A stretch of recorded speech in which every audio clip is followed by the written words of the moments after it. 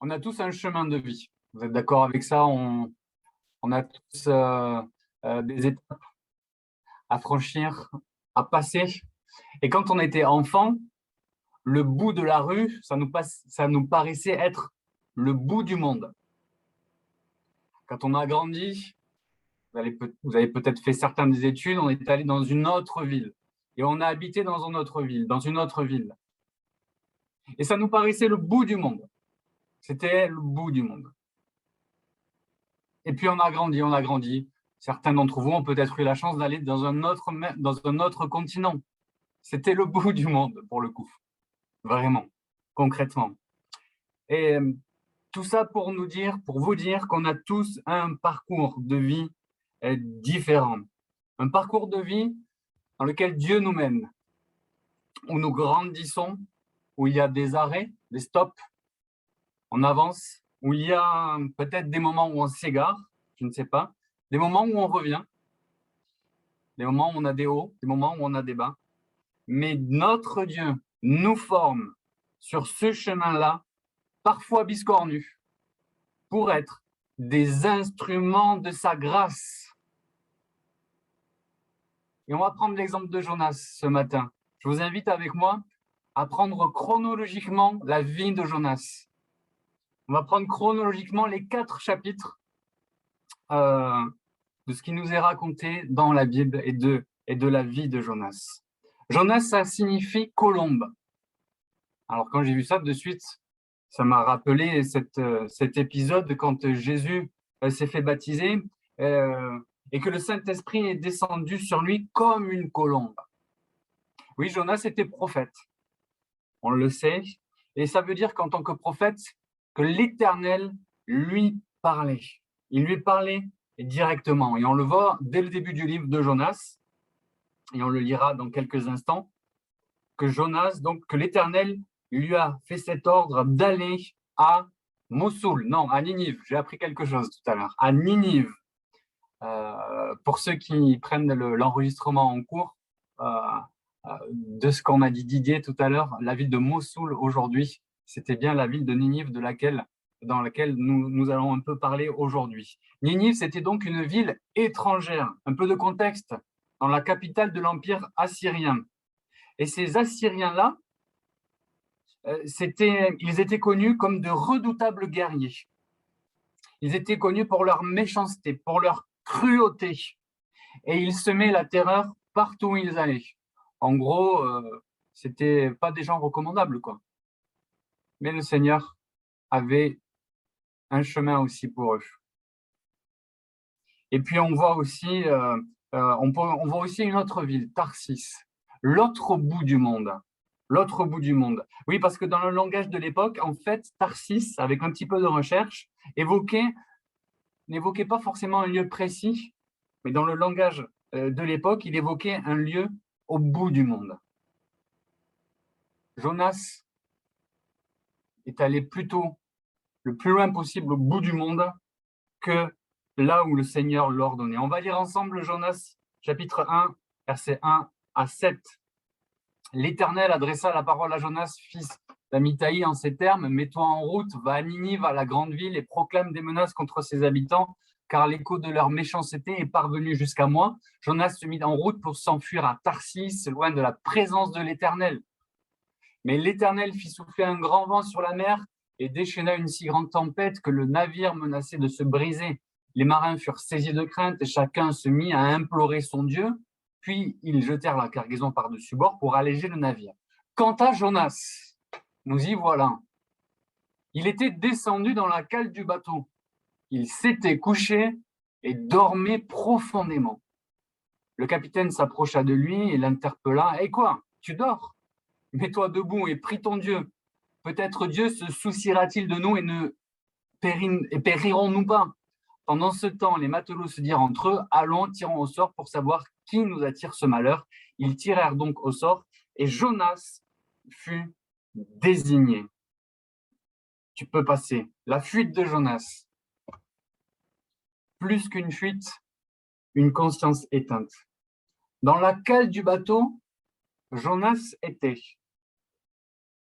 Et il dormait profondément. Je me suis dit, mais Jonas, est-ce que Jonas dormait de la manière dont Jésus dormait lors de l'épisode de la tempête, où il était en paix, il savait que Dieu était au contrôle, que Jésus était au bon endroit, Jésus était au bon endroit au bon moment.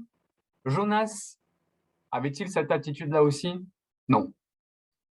Jonas, prophète de Dieu, à qui Dieu avait demandé d'aller à Ninive, est allé à l'opposé, au bout du monde, à Tarsis. Il ne priait pas Dieu, il ne priait même pas.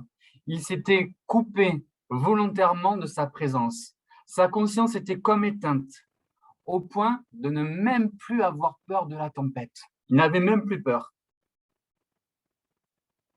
Un prophète de l'Éternel. Dont le nom signifie colombe.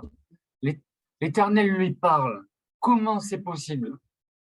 Je dis, mais comment ça peut être possible, ça? Est-ce qu'un chrétien, aujourd'hui, peut-il avoir la conscience éteinte à ce point?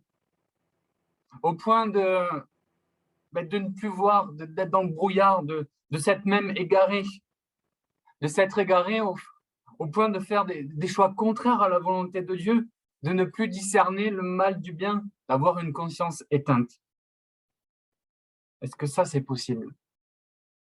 D'un autre côté, on voit les marins qui n'adoraient pas le Dieu vivant et vrai, l'Éternel, qui était donc païen, on peut dire, et qui, eux, priaient leur Dieu avec un petit D, qui n'était pas l'Éternel. Eux avaient bien discerné. Ils avaient même discerné que cette tempête n'était pas normale et qu'il y avait quelque chose de divin derrière. Et le capitaine, il dit même à Jonas, mais oh, qu'est-ce que tu fais? Il y a quelque chose de pas normal. Nous, on prie nos dieux, et toi, qu'est-ce qui t'arrive? La Bible nous dit qu'ils ont tiré au sort. C'était une pratique courante dans tout le Proche-Orient pour connaître la pensée des dieux. Ils n'y voyaient rien de mal à cela. Ça voulait tout simplement dire que ces gens païens, eux, avaient vu qu'il y avait quelque chose de divin derrière cette tempête, d'origine divine.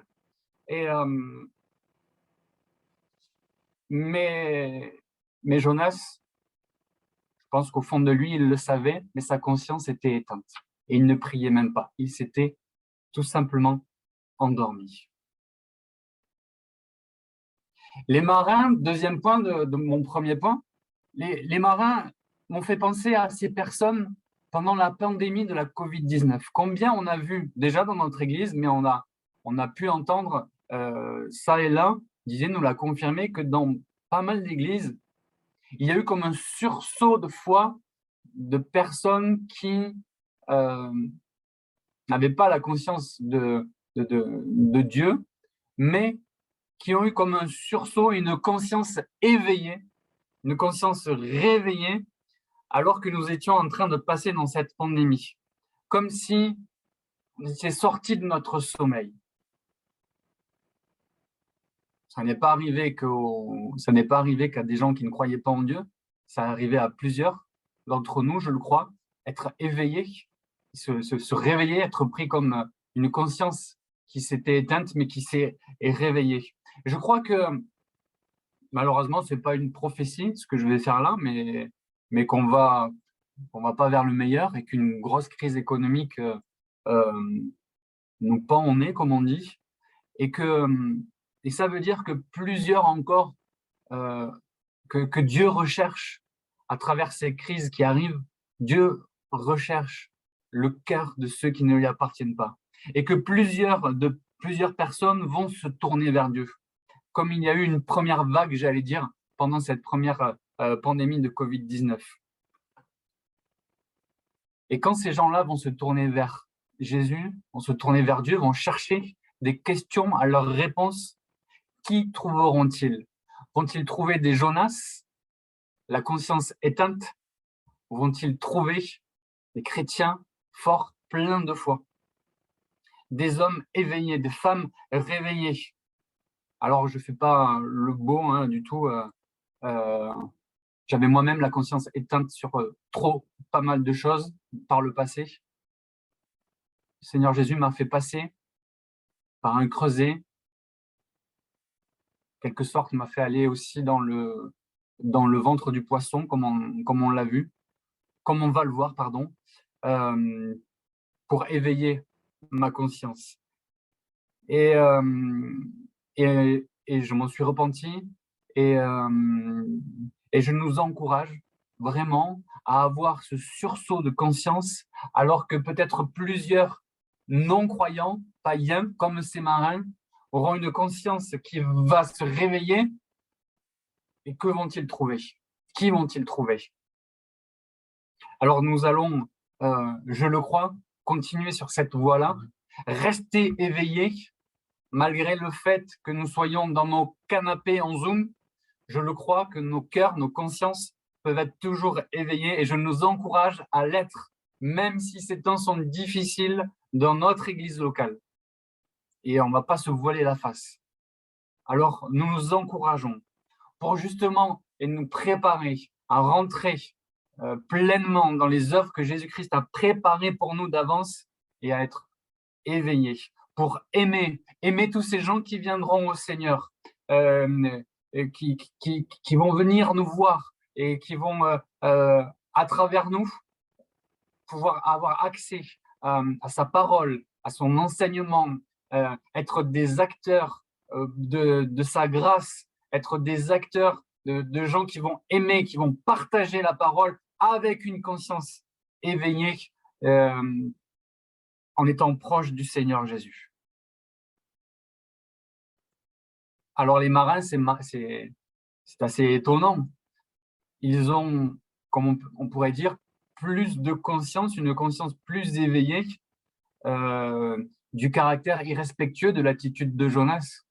Parce que Jonas le dit tout haut et fort, plus loin, au verset 9, mais je suis hébreu, je révère l'Éternel, le Dieu du ciel qui a fait la terre. Il se revendique en tant que, on pourrait dire aujourd'hui, il se revendique en tant que chrétien. Mais les païens marins, ils disent, mais quoi alors, si tu es chrétien, mais qu'est-ce que tu fais? Pourquoi tu dors? Pourquoi tu pries pas? Pourquoi tu vas pas chercher une solution auprès du Dieu qui a créé le ciel et la terre, comme tu le dis?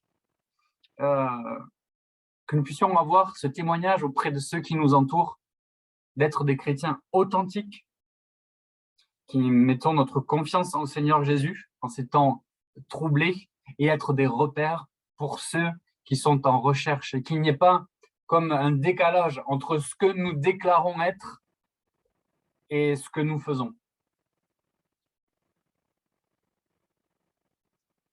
La Bible nous dit dans Romains 12 au verset 2, ne vous conformez pas au monde actuel, mais soyez transformés par le renouvellement de l'intelligence, afin de discerner quelle est la volonté de Dieu, ce qui est bon, agréable et parfait. Parce que je respecte le Seigneur de tout mon cœur et que je le crains, alors j'agis en conséquence, même si dans ce monde actuel, c'est bien difficile de ne pas s'y conformer. Eh bien, je fais tous mes efforts et je mets tout mon cœur, toutes mes intentions de cœur à être conforme à ce que Dieu veut, et que je sois comme lui me le demande.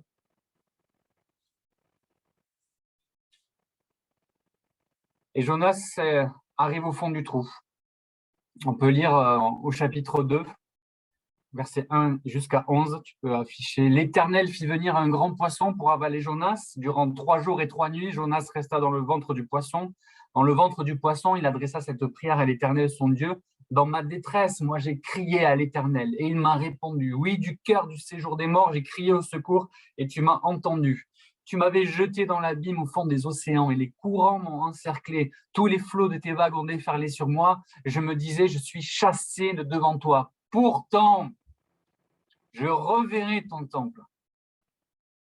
Les eaux m'environnaient et menaçaient ma vie, l'abîme m'enserrait tout autour de ma tête, les algues s'enlaçaient, et je suis descendu jusqu'au tréfonds des mers où naissent les montagnes. La terre avait déjà tiré derrière moi ses verrous pour toujours, mais du fond de la fosse, tu m'as fait remonter, ô Éternel, mon Dieu. Quand je désespérais de conserver la vie, je me suis souvenu de toi. ô Éternel, et ma prière est montée jusqu'à toi, jusqu'à ton saint temple. Ceux qui s'attachent à de vaines idoles se privent de la grâce. Mais moi, je t'offrirai un sacrifice en disant ma reconnaissance, et je m'acquitterai des vœux que j'ai formés, car c'est de l'Éternel que vient la délivrance. L'Éternel parla au poisson qui rejeta Jonas sur la terre ferme. Dieu, maître de la création, envoie une de ses créatures pour en sauver une autre. Croyez pas que c'est déjà un miracle de rester dans le ventre d'un poisson pendant 3 jours sans être digéré? Quel miracle! Je reverrai ton temple. Au sein de l'épreuve, de cette épreuve, j'allais dire ultime, coincé au fond de la mer alors qu'il devait mourir,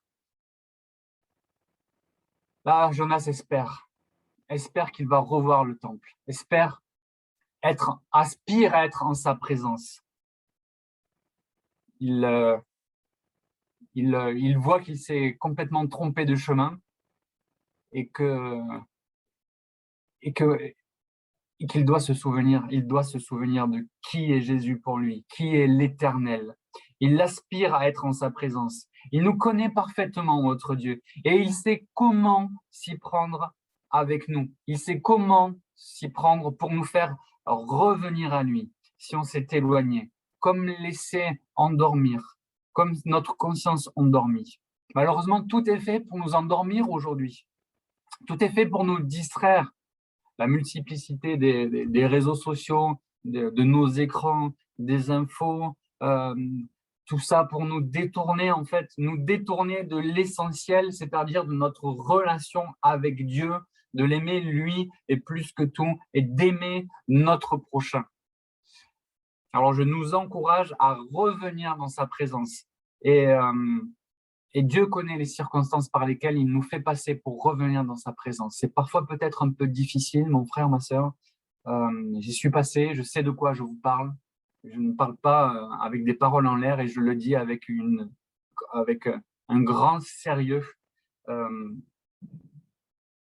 Seigneur est souverain. Et c'est vrai que quand on est au fond du trou, au fond, non pas encore, quoique si, pardon, excuse-moi, exactement, c'est bon Laurent, pardon. Quand on est au fond du trou, comme Jonas l'est, c'est là où on aspire à revenir à sa présence. C'est là au fond de l'épreuve qu'on aspire à revenir dans son saint temple, de faire un retour à la case départ, comme si on avait envie de tout recommencer, de repartir à zéro, de revenir sur la terre ferme. C'était le chemin de vie de Jonas. Comme je le disais en introduction, on a chacun notre chemin. Jonas, c'était celui-là. Le vôtre est différent peut-être, le mien est différent. Mais le Seigneur se sert de qui il veut, des circonstances qu'il veut, pour nous faire revenir à lui. Je le crois, cette histoire est difficile à entendre, je l'entends, mais je crois que cette histoire de Jonas, pour nous, ce matin, est inspirée de Dieu et qu'elle veut nous enseigner, comme le dit sa parole, pour nous convaincre, pour nous corriger et pour nous instruire dans sa justice. Le 2 Timothée nous le dit. Pourquoi? Afin que l'homme de Dieu soit accompli et propre à toute bonne œuvre. Et pour accomplir ses œuvres, pour être un instrument dans ses mains, pour être un instrument de sa grâce comme Jonas va l'être, comme nous pouvons l'être chacun individuellement. Mais pour cela, nous avons à passer par des chemins différents. Jonas a perdu du temps, mais l'Éternel va lui refaire gagner la terre ferme et va, comme nous dit la Bible, racheter le temps. Frère et ma sœur, on a perdu trop de temps. Aujourd'hui, revenons dans sa présence. Revenons sur la terre ferme. Criez à Dieu alors que vous êtes dans l'épreuve. Quelqu'un est-il au fond du trou? Est-ce que vous vous y êtes mis vous-même au fond du trou? Est-ce que le Seigneur vous y a conduit? Est-ce que c'est le diable qui vous y a conduit? Peu importe. Je ne connais pas les circonstances exactes de pourquoi vous êtes dans le ventre du poisson. Mais la main du Seigneur est toujours là. Il veut que vous la saisissiez, que vous criez à lui, que vous vous rappeliez de lui et pour revenir sur la terre ferme et regagner du temps et rattraper le temps perdu. Je ne veux plus perdre de temps, Seigneur. Je veux revenir dans ta présence, me rattacher à ton corps, à ton Église. Je sais qu'il y a une place pour moi.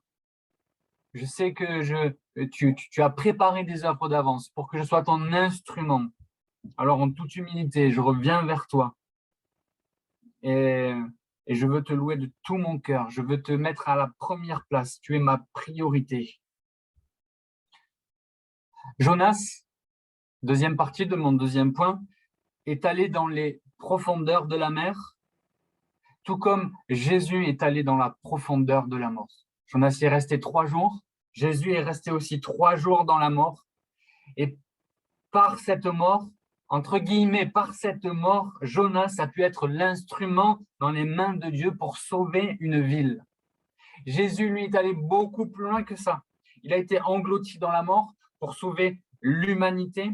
3 jours englouti dans la mort, mais il en est sorti vainqueur. Amen. Pour que nous en sortions vainqueurs aussi.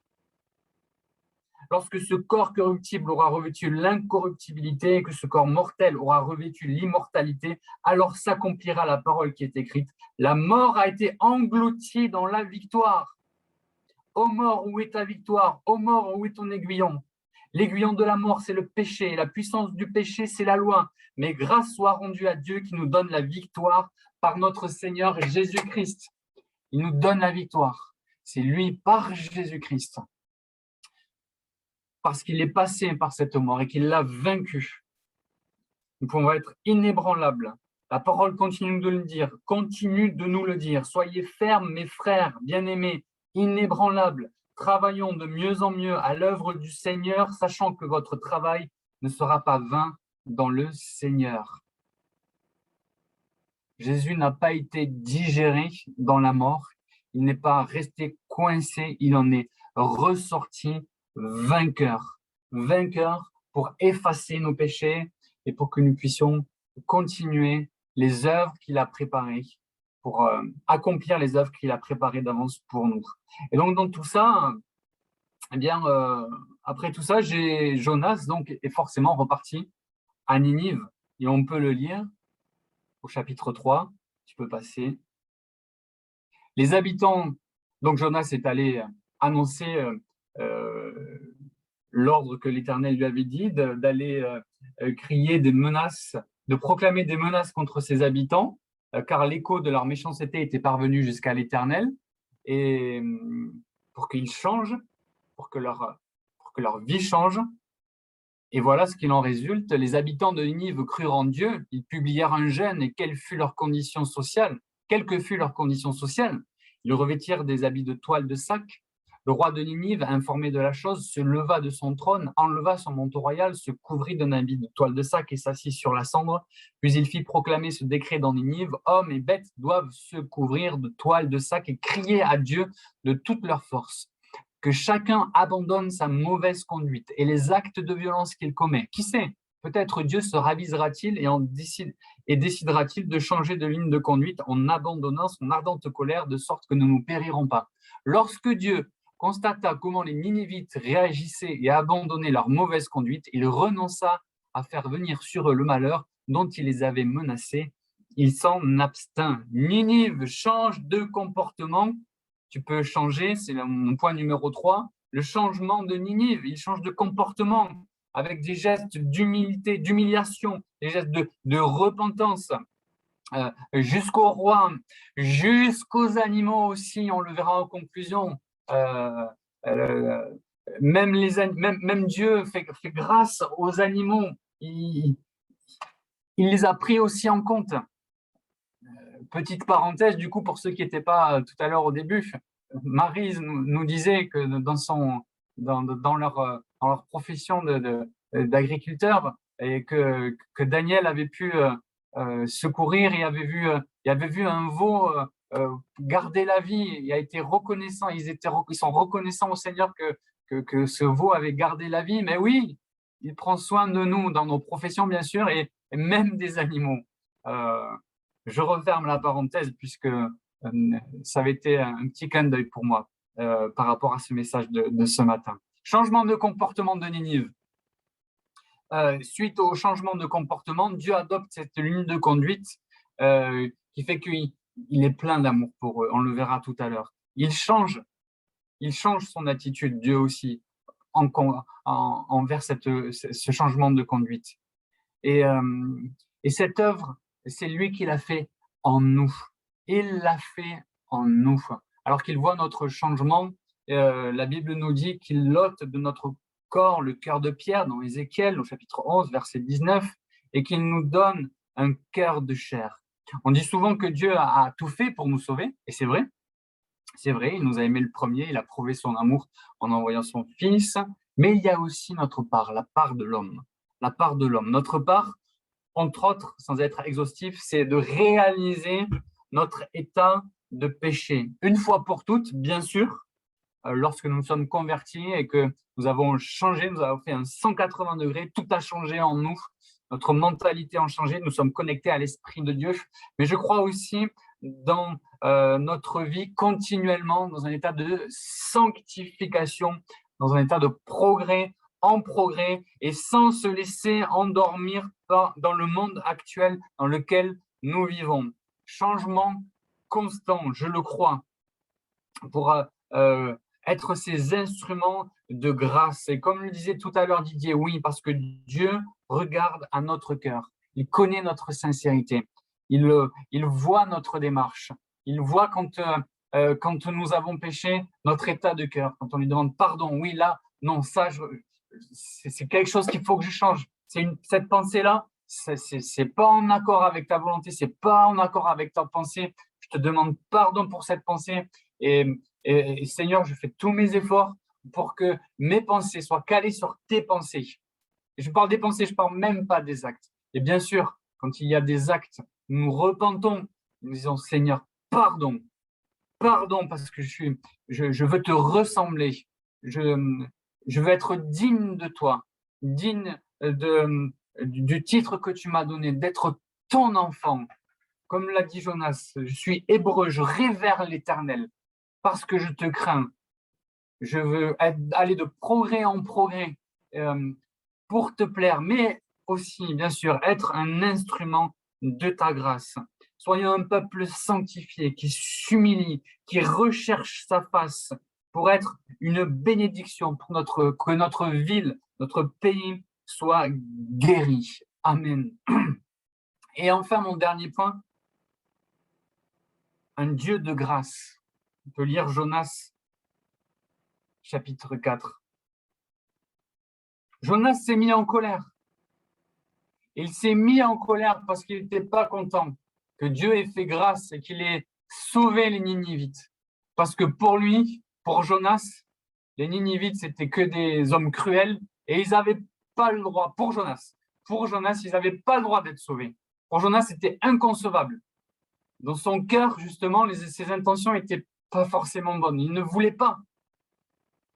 Et il dit à l'Éternel, « Ah, je savais que tu es un Dieu plein de grâce et de compassion, lent à te mettre en colère et riche en amour, et que tu renonces volontiers aux menaces que tu profères. Maintenant, Éternel, prends-moi donc la vie, car la mort vaut mieux pour moi que la vie. » L'Éternel lui répondit, « Fais-tu bien de te mettre en colère ?»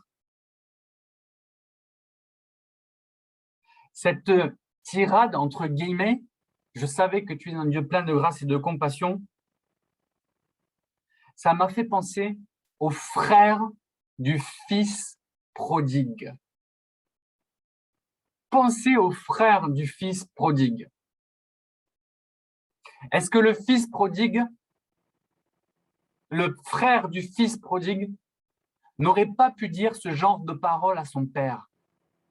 Mais papa, mais ton fils, il a fait n'importe quoi. Et en plus, j'en étais sûr.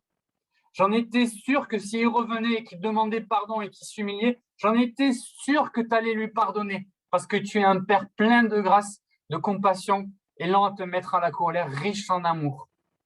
J'en étais sûr. Pouvons-nous faire un parallèle avec notre vie? Quelle est notre attitude de cœur?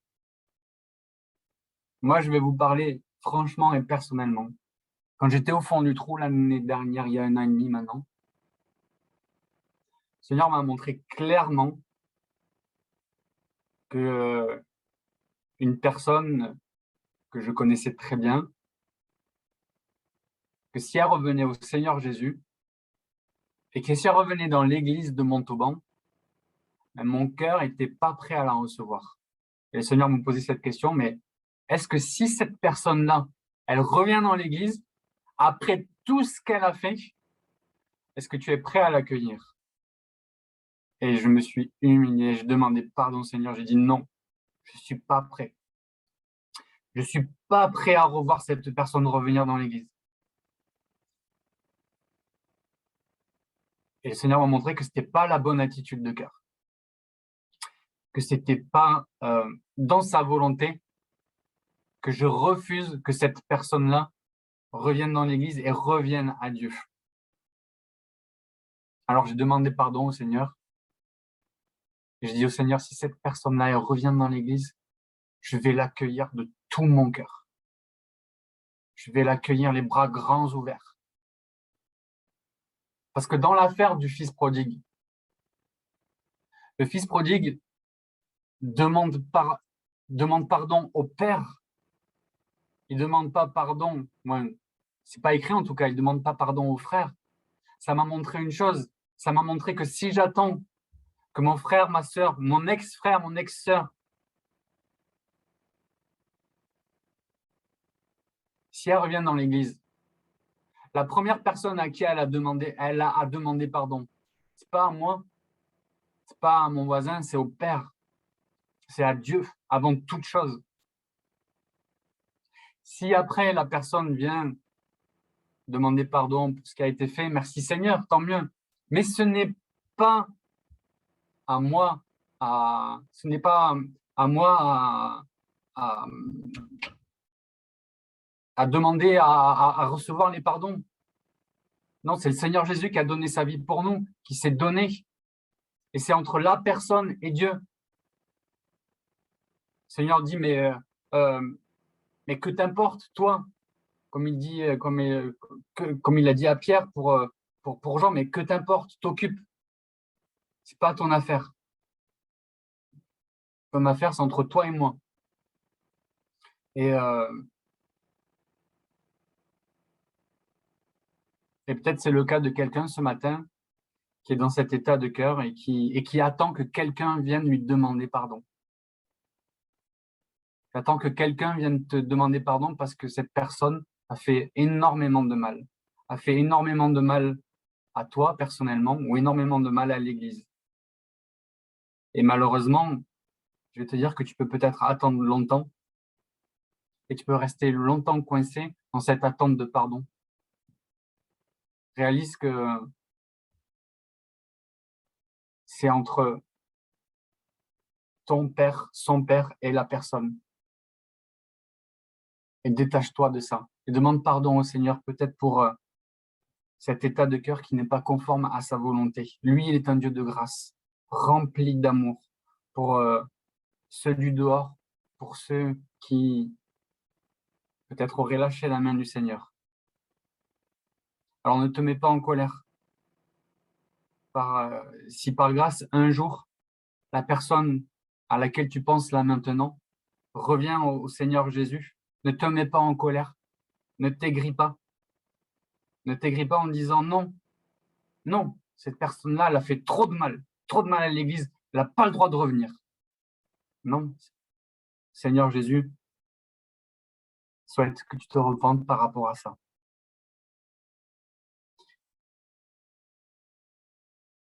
Tout comme Jonas est allé à l'opposé, notre chair, elle nous attire à l'opposé de ce que veut l'Esprit de Dieu. Il y a toujours ce combat en nous. Seigneur, on veut que notre esprit soit en accord avec ton esprit. Donc notre parcours, en conclusion, notre parcours est personnel. Jonas a eu le sien, nous avons chacun le nôtre. Je crois que son histoire est là pour nous servir de repère. Tout comme l'histoire du peuple d'Israël est là pour nous servir, nous instruire de repère. Si quelqu'un aujourd'hui est au fond du trou, dans une épreuve terrible, que ce soit toi qui y sois mis, ou que ce soit par d'autres circonstances, que ce soit une épreuve venue de l'extérieur, bien crie à lui. Crie à lui.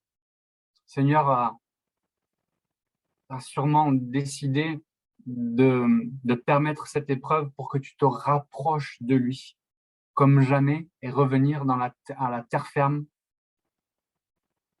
que tu rattrapes le temps perdu que tu n'as pas passé avec lui. Il nous a créés pour un but unique, une destinée pour laquelle il nous a créés. Il est à chacun sa responsabilité d'y entrer pour être un instrument de sa grâce.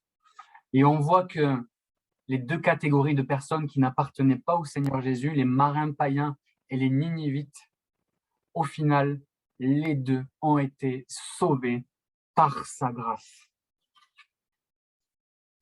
Les marins, eux, ont été saisis par la crainte envers l'Éternel, vu ce qui était arrivé à Jonas. Ils se sont engagés par des sacrifices et engagés par des vœux envers l'Éternel. Et les Ninivites, jusqu'aux animaux, ont été sauvés par le Seigneur Jésus parce qu'ils ont changé de vie, ils ont changé de comportement. Alors, dans les chants, on l'a chanté, et le monde se prosternera devant toi. Ils diront, tu es Dieu, tu es roi, et moi, je veux être près de toi. Moi, je veux être près de toi. Quelle grâce infinie. Ce Dieu plein d'amour et rempli d'amour. Je propose qu'on prie ensemble, qu'on puisse repasser ce que le Seigneur a partagé ce matin. Mon Dieu, mon Père, c'est avec vraiment sérieux, crainte et humilité que je te prie. Nous te prions tous ensemble. Saint-Esprit, je crois que tu as parlé ce matin et c'est un message bien difficile à donner parce que moi-même, j'ai beaucoup de travail à faire sur moi. Et je te prie que chaque jour, je puisse grandir en toi, de grâce en grâce, de sanctifier, toujours être proche de toi, être rempli de crainte de ton nom pour faire ta volonté et ne pas aller à l'opposé de là où tu veux que je sois. Seigneur, éveille ma conscience, éveille notre conscience à ta présence et à ta parole.